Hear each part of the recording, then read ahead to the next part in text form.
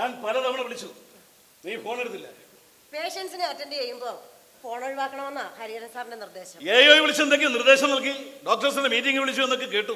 നമ്മുടെ ആശുപത്രിയിൽ ശ്രദ്ധയിൽപ്പെട്ട ചില കാര്യങ്ങളിൽ അടിയന്തരമായി ഇടപെടണമെന്ന് തോന്നി. നല്ല രീതിയിൽ ലാഭം ഉണ്ടാക്കുന്ന ഒരു സ്ഥാപനമാണിത്. ലാഭം മതിയച്ച, കൊള്ള ലാഭം വേണ്ട. അപ്പൂപ്പനായിട്ട് തുടങ്ങിയ ആശുപത്രിയായത്. അന്ന് നാട്ടുകാരെ വിളിച്ചു തുടങ്ങിയതാ തമ്പുരാന്റെ ആശുപത്രി എന്ന്. ജില്ലയിൽ 4 MBBSകാരുള്ളപ്പോൾ അത് മടക്കി വെച്ചിട്ട് സ്വാതന്ത്ര്യ സമരത്തിൽ പങ്കെടുക്കാൻ പോയി. സുഭാഷ് ചന്ദ്രബോസിന്റെ INAയിൽ ചേർന്നു. സ്വാതന്ത്ര്യ സമരാനന്തരം മടങ്ങി വന്ന മകനെ അമ്മ പോലും തിരിച്ചറിഞ്ഞില്ല. ആ തമ്പുരാൻ പാവങ്ങളെ സേവിക്കാൻ വേണ്ടി, സ്നേഹിക്കാൻ വേണ്ടി തുടങ്ങിയ സ്ഥാപനമായി. കാലാന്തരത്തിൽ ഇത് 5 സ്റ്റാർ ഹോസ്പിറ്റലായി. പക്ഷേ പൂർവിക പുണ്യങ്ങളൊന്നും വിറ്റുതുലയ്ക്കരുത്. ഇന്നലെ കൊണ്ട് ചരിത്രം ബോധ്യപ്പെടുത്തി തരാൻ അങ്ങനെ ഒരാൾ വേണ്ടി വന്നു. അച്ഛനോട് എനിക്ക് വളരെ പ്രധാനപ്പെട്ട ഒരു കാര്യം സംസാരിക്കാനുണ്ട്. എനിക്ക് അനുയോജ്യനായ ഒരു വരനെ കണ്ടെത്തണമെന്ന് അച്ഛൻ എപ്പോഴും പറയാറില്ലേ? ശരിക്കും യോഗ്യതയുള്ള ഒരാളെ ഞാൻ കണ്ടെത്തി. ഡോക്ടർ ഹരിഹരൻ. ദിവസം നിശ്ചയിക്കേണ്ടതും കല്യാണം ഏത് രീതിയിൽ നടത്തണമെന്നൊക്കെ അച്ഛന് തീരുമാനിക്കാം. നോ, വളരെ ആലോചിച്ചെടുത്തൊരു തീരുമാനം. എന്റെ ഭാഗ്യത്തിന് അദ്ദേഹത്തിന് എതിർപ്പില്ല. അച്ഛന്റെ എതിർപ്പിനെ അവഗണിച്ചുകൊണ്ട് എനിക്ക് മുന്നോട്ട് പോകേണ്ടി വരും. പ്ലീസ് ഡാഡ്, എനിക്ക് എന്റെ ജീവിതം തെരഞ്ഞെടുക്കാനുള്ള ഉത്തരവാദിത്വമില്ലെന്ന് വിചാരിക്കരുത്. പ്രായവും പ്രാപ്തിയും ഇല്ലെന്ന് വിചാരിക്കരുത്. അച്ഛനും മകളും എന്നതിനേക്കാൾ ഉപരി വി ആർ ഗുഡ് ഫ്രണ്ട്സ്. തമ്പുരാൻ എന്നെ അറിയാം. അങ്ങയുടെ മകൾ അബദ്ധമൊന്നും കാണിക്കത്തില്ലെന്നും അറിയാം. ഹരിഹരൻ സാർ സംസാരിക്കാൻ വരും. പ്ലീസ് മറുത്തൊന്നും പറയരുത്.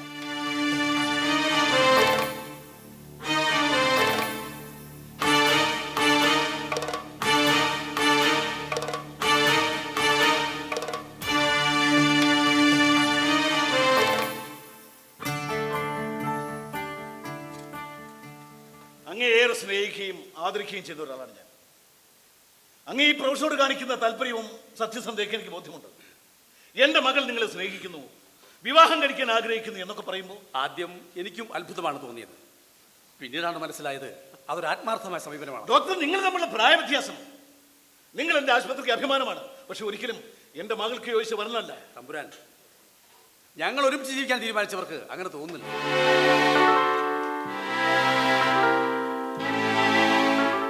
ജീവനുമായുള്ള വിവാഹം തീർച്ചപ്പെടുത്തിയിരുന്നത് അയാളുടെ മാതാപിതാക്കളുമായി സംസാരിച്ചു. ഞങ്ങൾക്ക് ഇരുകൂട്ടർക്കും സമ്മതവുമായിരുന്നു. ഡോക്ടർ, കഴിഞ്ഞ 10 വർഷമായി പ്രകൃതിയെ ഞാൻ ഇഷ്ടപ്പെടുന്നു. അവർക്കും അതറിയാം. വിദേശത്ത് ഒരുപാട് അവസരങ്ങൾ വന്നിട്ടും അതൊന്നും സ്വീകരിക്കാതെ എൻ്റെ കരിയറിന് ഇവിടെ തളച്ചിട്ടത് ആ ഒറ്റ ലക്ഷ്യത്തോടെ. മാതാപിതാക്കൾ കൊണ്ടുവന്ന എത്രയോ വിവാഹാലോചനകൾ വേണ്ടെന്ന് വെച്ചു. ഒരു ജീവിത കിനാവ് കണ്ട് വല്ലാതെ ഇഷ്ടപ്പെട്ടു പോയി.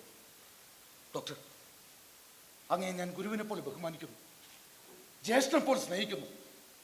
ദയവ് ചെയ്ത് എൻ്റെ സ്വപ്നങ്ങൾ എനിക്ക് വിട്ടു തരണം. ഞാൻ അങ്ങയുടെ കാല് പിടിച്ച് യാചിക്കുക. എനിക്ക് ജീവിക്കാൻ അവൾ വേണം. അവൾ മറ്റൊരാളുടെ താകുന്നത് എനിക്ക് സങ്കല്പിക്കാനോ പൊറുക്കാനോ കഴിയില്ല. നാളെ കുടുംബക്ഷേത്രത്തിൽ വെച്ച് ഡോക്ടർ ഹരിഹരൻ എന്റെ കഴുത്തിൽ മാലയാണ്. ആർഭാടരഹിതമായ ഒരു ചടങ്ങ്. ഈശ്വര സന്നിധിയിൽ വെച്ച് കൈകോർത്ത് ഞങ്ങൾ ജീവിതം ആരംഭിക്കുന്നു.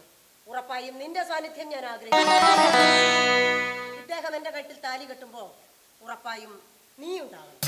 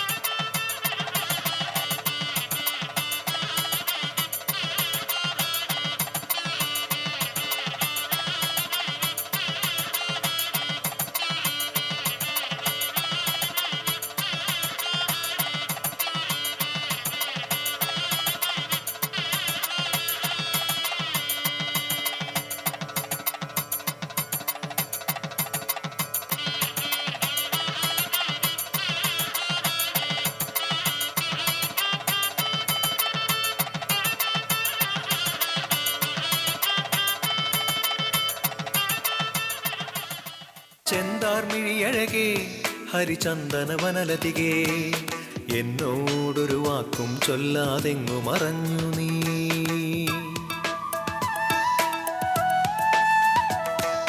തിങ്കൾ കല പോലെ തേൻ തങ്ക നിലാനദിയിൽ താനേ ഞാൻ നീന്തിയറിഞ്ഞത് നിന്നി നിനച്ചല്ലേ. പൂണൂലായി പെണ്ണേ നീ എന്നിലിണങ്ങില്ലേ,